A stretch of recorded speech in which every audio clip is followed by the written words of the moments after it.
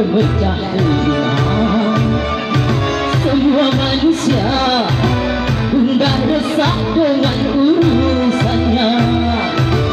Di hari itu sang ibu lari dari anaknya.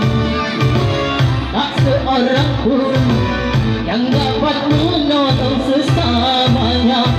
Celaka, celaka bagi siapa yang suka mengingkarinya. Celaka, celaka bagi siapa yang suka berbuat dosa.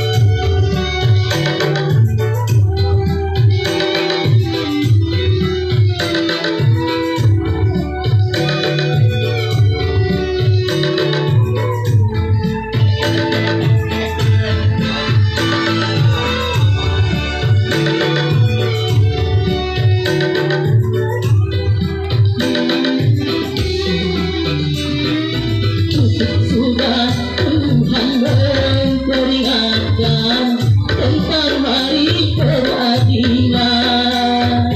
Takkan luput terjatuh perbuatan tengah diperhitungkan.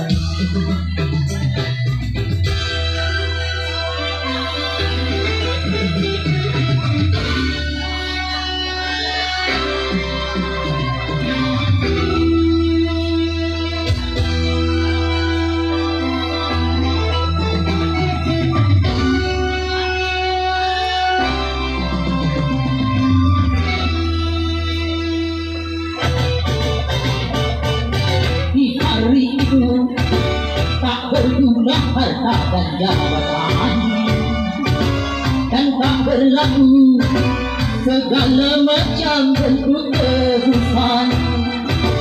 Di hari itu banyak wajah yang tertunduk hilang, betukan getar karena diri berlumuran besar. Celaka, celaka bagi siapa yang suka mengingkarinya. Celaka, celaka bagi siapa yang suka berbuat dosa.